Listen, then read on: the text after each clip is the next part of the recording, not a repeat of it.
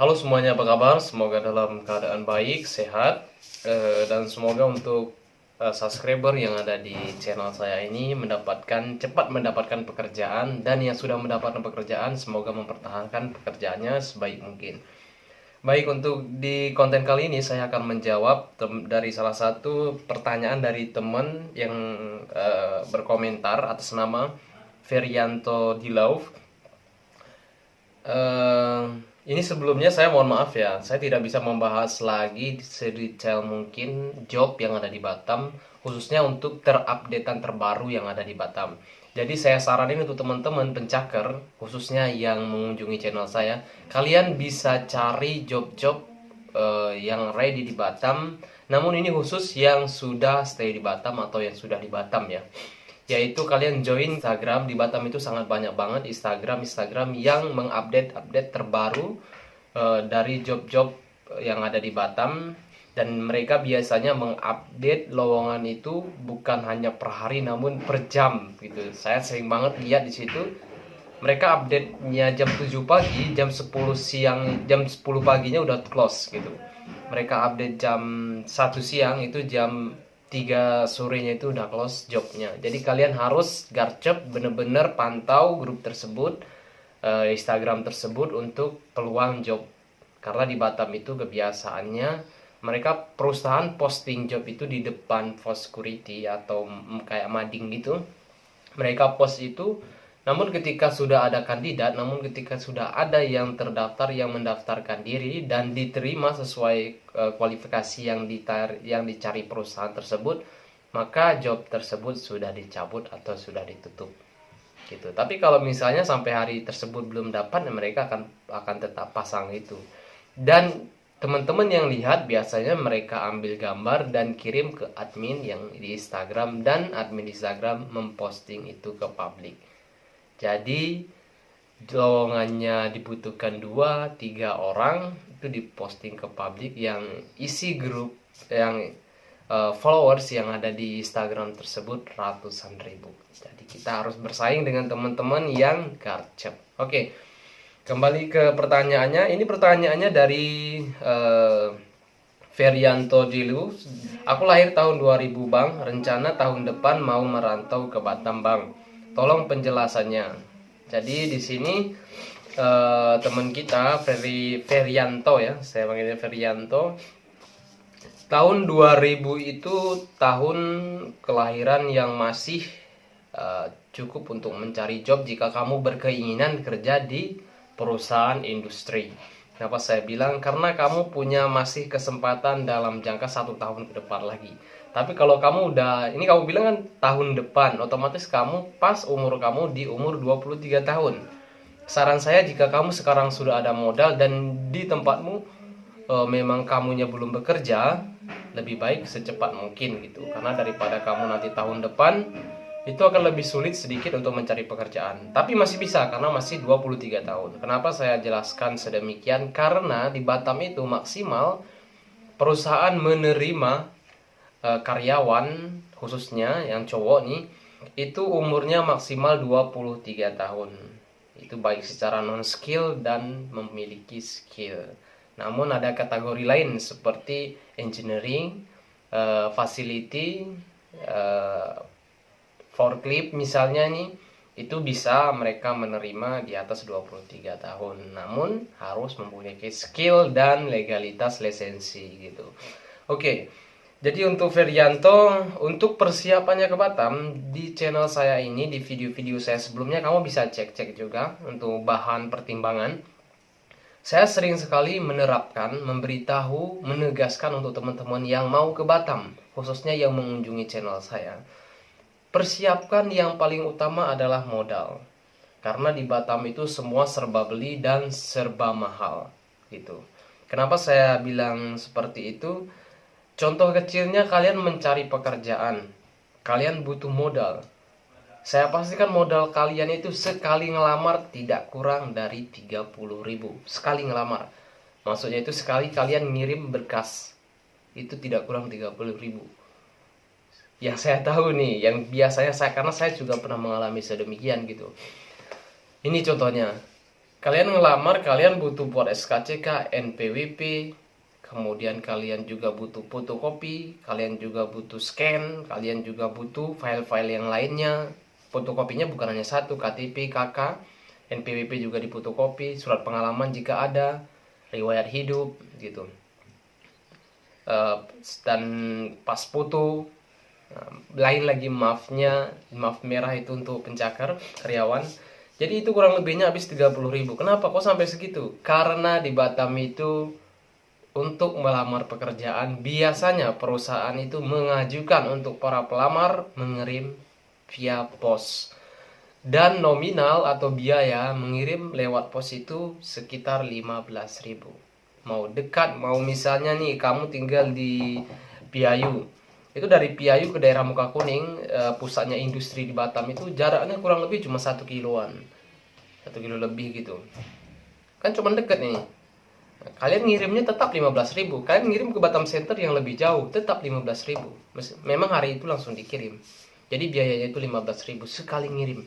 15.000 tambah biaya fotokopi, biaya scan, biaya maaf, itu kurang lebihnya kalian habis 30.000-an. Memang ya sangat disayangkan ya cara seperti itu gitu. Perusahaan harus mencari karyawan, membebankan pencakarnya, yang mana mereka juga tahu jumlah pengangguran di Batam itu sekarang itu naik beberapa persen. Bahkan Batam itu termasuk tertinggi sekarang pengangguran, dikarenakan pengunjung dan yang bertahan di Batam itu sama imbangnya gitu. Yang bertahan tidak mau merubah ke tempat yang lain meskipun dia sudah pernah bekerja di Batam, dan pengunjung ke Batam itu atau pencari pekerja ke Batam itu semakin hari semakin meningkat gitu. Jadi persiapkan modal berapa bang? Ya kalau saya bilang pahitnya langsung, kalau kalian tidak punya uang sekitar 3-4 juta nggak usah ke Batam deh gitu. Atau 5 juta gitu. Kalau kalian nggak punya uang, sekarang sebelumnya aku bilang 3 jutaan, 4 jutaan. Sekarang aku terapin sekitar 5 jutaan. Jika kalian tidak memiliki uang segitu, pikir-pikir dulu. Mau modal nekat sedikit memang kalian bener-bener hemat gitu, modal 3 juta is oke. Namun ini di luar uang tiket.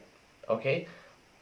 3 juta ini kan belum termasuk tiket pesawat dari kampung kalian naik bus ke bandara, dari bandara ke Batam. Itu belum termasuk.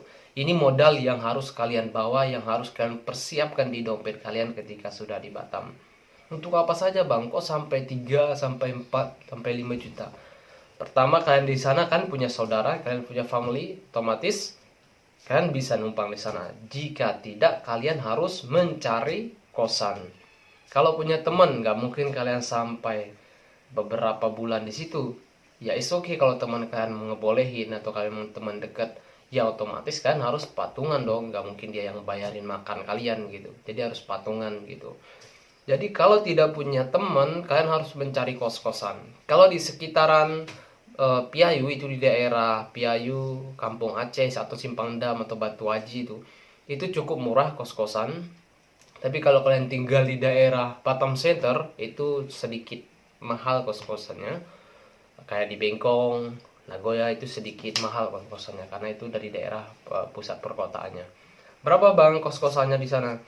Kalau kos-kosan di sana itu ada sih sebenarnya yang murah, tapi agak cukup sulit karena cepat diambil orang itu. Dan rata-ratanya itu harga kosan di sana 500 ke atas. Itu yang non fasilitas. Jadi kalian bawa kasur sendiri, kalian bawa kipas angin sendiri, bawa peralatan sendiri. Dia hanya memsiapkan kamar doang. Dan itu pun untuk kamar mandinya di luar, kamar mandi umum gitu. Yang kalau ingin fasilitas sih ada, namun harganya di atas 1 juta biasanya gitu. Ada nggak yang harga 300-an ribuan? Selama aku di Batam dulu ada, saya pernah juga kosan itu harganya 350.000 dan juga ada yang 300.000. Itu hanya cuman kamar aja yang ukuran 2x3 atau 2x4 gitu. Memang sangat kecil dan saya pun gak nyaman di situ. Tapi kalau untuk pemula yang baru ke Batam yang mencari kerjaan, ya untuk hanya sekedar istirahat, ya lebih baik segitulah harganya gitu. Untuk menghemat anggaran kita juga.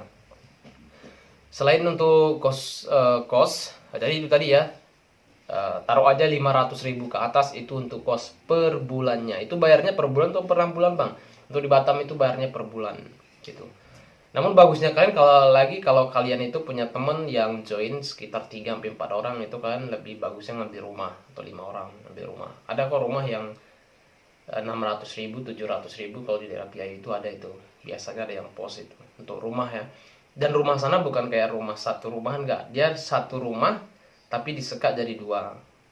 Jadi sebelahnya orang lain, di sebelahnya kita orang lain. Jadi air listrik kita patungan bayarnya antar tetangga kita sama kita. Air listrik pribadi ya, tapi kita patungan sama orang yang di samping kita untuk bayar gitu. Berapa itu nominalnya? Itu sekitar 700.000 sampai 800.000, belum termasuk air listrik gitu. Kalau mau kayak patungan gitu. Dan ada yang 1 juta yang lebih besar lagi mungkin roomnya. Ada kamarnya nggak bang? Itu biasanya kamarnya satu, ruang tamunya satu, dan dapur. Ada toiletnya juga di dalam gitu. Saya di Piayu itu pernah ngambil itu sama teman saya. Oke, untuk kos-kosan sudah. Kemudian untuk belanja, berapa bang belanja di modal hidup untuk konsumsi di Batam itu? Di Batam kalau kita untuk beli nasi itu minimalnya 15.000, minimalnya itu 15.000. Ada nggak ya 10.000?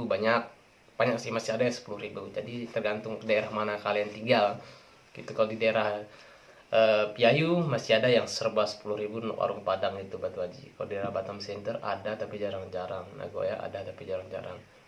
Ya taruh aja lah 13.000 sampai 15.000 untuk sekali makan.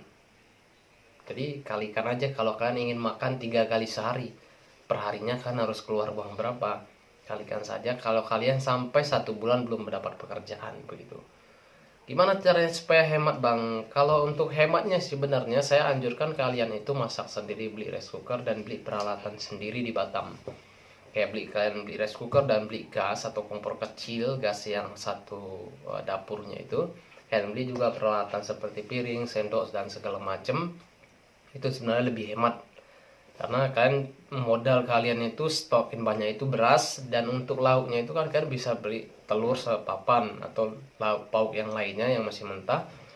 Ya kan bisa kalian ukur lah yang mana mungkin masak dulu untuk sayurnya gitu. Jadi lebih hemat gitu ya. Modal-modal kalau kita bilang yang mau instan buat Indomie aja gitu. Ya nggak apa-apa sekali-sekali gitu. Berarti lebih mahal loh bang, aku belinya harus beli gas, beli rice cooker lebih mahal dong. Oh tidak, di Batam itu ada yang namanya second, barang-barang second banyak sekali. Mau kalian beli sepatu, baju, piring, gelas, kulkas, TV, kasur, selimut, bantal, sendok-sendok sekalipun di Batam semuanya ada second. Jadi kalian lebih baik beli yang second. Kayak beli gas itu kan pantau-pantau di Facebook, di grup-grup Facebook itu jual beli Batam itu biasanya banyak banget yang jual gas yang harganya memang murah, lebih jauh dari kalau kita beli baru gitu. Jadi kalian beli aja yang second. Ya contohnya kayak gelas beli 2, piring beli 1, sendok beli 2 gitu. Untuk kan pribadi saja gitu. Tapi harus hemat-hemat juga. Kalau kan masak sendiri tapi belinya ayam, ikan terus ya sama doang, lebih mahal lagi itu. Karena ayam sama ikan, sayur, mayur, peralatan untuk konsumsi di dapur itu di Batam itu sangat mahal. Cabai, bawang itu sangat mahal. Jadi kan harus benar-benar pandai mengatur manajemen dapur kalian. Oke. Kemudian kalau kalian belum memiliki motor atau kendaraan, otomatis kalian harus cari ojek online. Dan untuk tarif ojek online di Batam itu kalau yang dekat minimal 10.000 gitu, dari Piayu ke Mukakuning 10.000 sampai 15.000 sekali jalan gitu. Ya apalagi ke daerah Batam Center, Batu Haji, kalau kalian 1 minggu itu 3 kali, 4 kali nyari pekerjaan, keluar juga dong. Untuk transportnya itu sekitar 15.000 gitu. Kalau kalian mau nyari angkot, nyari bimbar di Batam, is oke ya, lebih murah 5.000 gitu. Ya tergantung kalian, tapi di Batam itu sangat jarang sekali kalau cowok nih naik angkot, naik bimbar, naik angkutan umum, jarang banget terlihat di dalam bus gitu, kecuali orang tua ya. Kalau anak-anak muda jarang sekali, aku belum pernah lihat selama aku di Batam, belum pernah lihat nih. Dan aku pun jarang naik angkot dan tidak pernah kalau untuk angkot atau bimbar pernah sekali, cuman ibu-ibu semua, karena kita di Batam biasanya itu rata-rata orang pasti punya motor. Terus gimana bang kalau aku pengen punya motor nih, aku punya modal lebih dan aku pengen beli motor? Itu lebih bagus di Batam itu kalian cari aja motor yang bisa untuk kerja, namun surat-suratnya lengkap. Harganya berapa bang? Harganya murah, ada yang 1,5 juta, ada yang 2 juta, ada yang 3 juta. Memang mungkin untuk pajaknya itu mati gitu, tapi untuk surat-suratnya lengkap. Jangan sekali-sekali kalian beli motor panas atau motor bodong. Kalau di Batam itu kalian beli motor bodong, motor panas, takutnya nanti ada masalah, kalian juga repot ujung-ujungnya, keluarga jauh. Lebih baik cari yang aman aja. Meskipun pajaknya mati ketangkep polisi, ya ada cara lain gitu, daripada kalian harus membeli motor yang benar ilegal atau motor yang benar terkena pidana gitu. Penggelapan, pencurian itu jangan dibeli ya. Meskipun harganya murah, mungkin baru motornya, tapi jangan dibeli. Lebih baik kalian beli motor yang bisa untuk berangkat kerja kayak Smash, Supra, Revo, kayak apalagi itu Pega, itu biasanya ada. Saya pernah beli itu harganya 2 juta. Dan terakhir kemarin saya beli Pega ZR ya, itu harganya cuma 2.300.000, 3.300.000. Memang motornya agak lumayan bagus dan suratnya juga lengkap. Itu pernah saya beli juga. Dan saya jual dengan harga segitu juga. Jadi nggak rugi lah, karena pasarannya di Batam itu masih segitu dan peminatnya juga banyak gitu. Itu untuk kendaraan kalau kalian punya modal lebih nih ya gitu. Lebih baik kalian cari motor sih. Mana bagusan bang, kita punya motor sendiri, kendaraan sendiri, atau kita nebeng sama orang atau naik transportasi online atau umum? Sebenarnya untuk meringankan langkah mencari kerja itu lebih baik kalian punya motor di Batam, punya motor sendiri. Jangan berharap nebeng sama teman ataupun kalian bayar transport gitu. Lebih baik kalian punya motor sendiri jika punya modal. Karena kenapa? Takutnya nanti kalian melamar pekerjaan, tiba-tiba ada panggilan untuk interview, kalian malah terkendala dengan kendaraan gitu.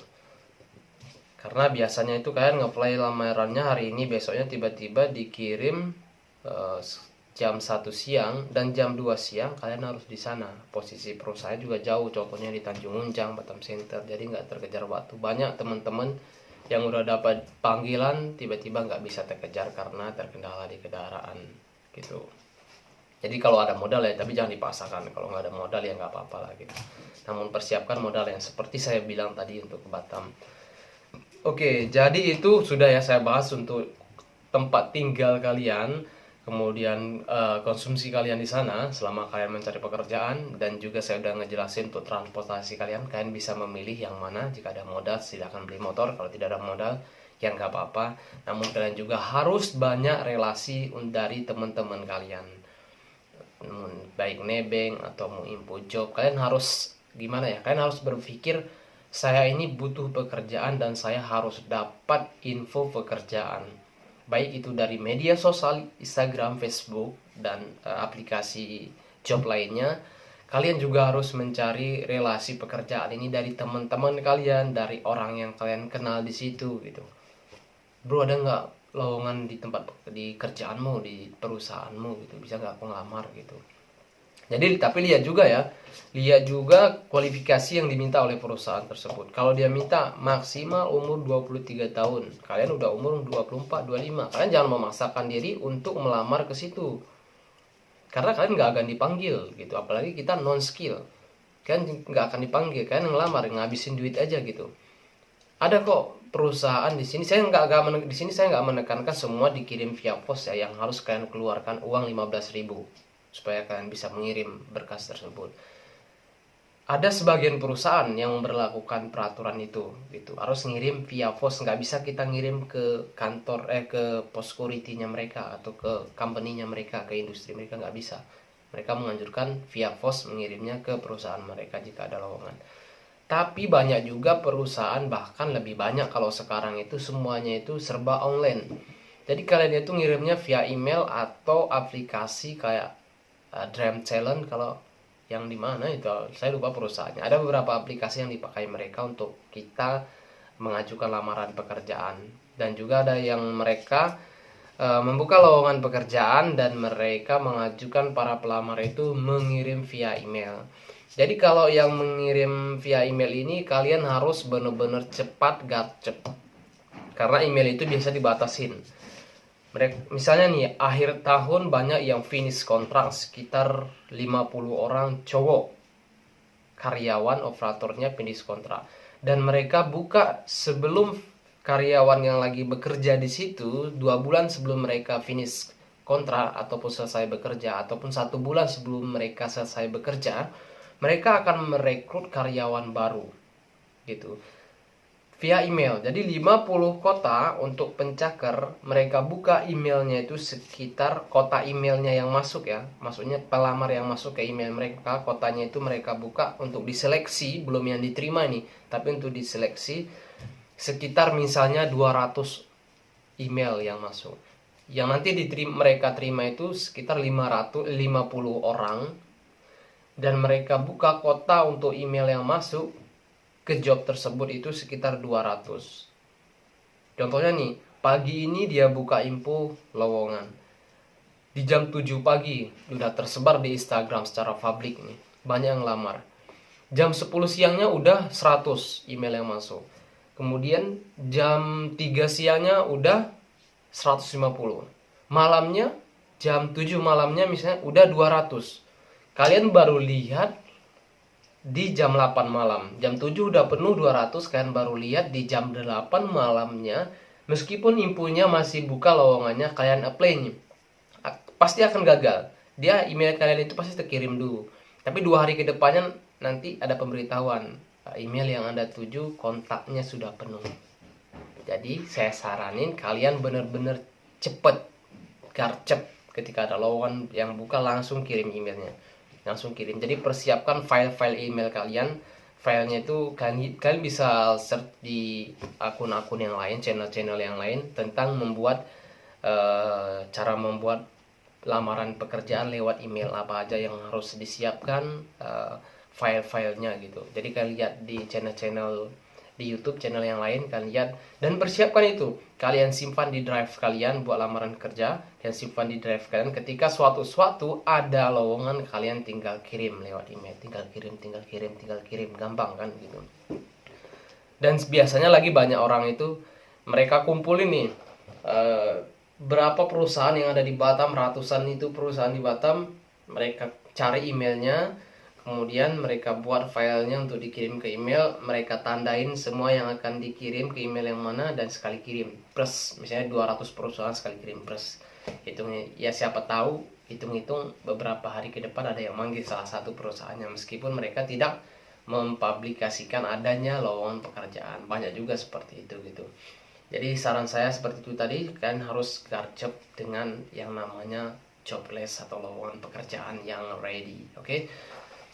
Jadi sudah saya jelaskan di sini, Ferianto. Semoga kamu bisa mempertimbangkan benar-benar jika ingin ke Batam. Karena jika kamu ingin ke Batam berarti kamu sudah melangkahkan kakimu dari rumah. Apapun resiko yang terjadi di Batam, kamu harus menerimanya. Di Batam kamu tidak punya family, tidak punya keluarga, tidak punya abang, ibu, adik, tidak punya teman di Batam. Kamu harus hidup sendiri dan kamu harus mencari keluarga baru di Batam, dan kamu harus mencari teman-teman baru yang ada di Batam. Dan saya sarankan juga untuk teman yang merantau dari luar Batam ke Batam untuk menjaga pergaulannya. Di Batam itu sebenarnya minim sekali kriminal, namun jangan sampai kita membawa kriminal ke sana atau kita membuat kriminal di sana yang menimbulkan hal-hal yang bersangkutan dengan pidana, pencurian, penggelapan. Itu jangan kalau bisa ya. Jika kamu memang benar-benar tidak bisa lagi bertahan di Batam, ya lebih baik cari modal sedikit atau suruh bantu dari orang kampung, pulanglah ke kampung kita gitu, daripada kita harus bertahan di Batam. Tidak baik untuk kitanya gitu. Oke, terima kasih untuk teman-teman yang baru lihat video ini. Silahkan kalian subscribe video ini, channel saya ini, jika kalian menyukai video ini, dan semoga channel ini akan berkembang dan saya selalu update info-info di Batam dan info-info di luar ya. Saya sekarang di luar negeri gitu. Meskipun di luar negeri saya akan selalu update tentang di Batam, namun kalau untuk spesifiknya mengenai pekerjaan, saya sarankan juga kalian join ke Instagram yang menyelenggarakan info-info tentang job yang ada di Batam. Oke, saya Odem, terima kasih, bye-bye.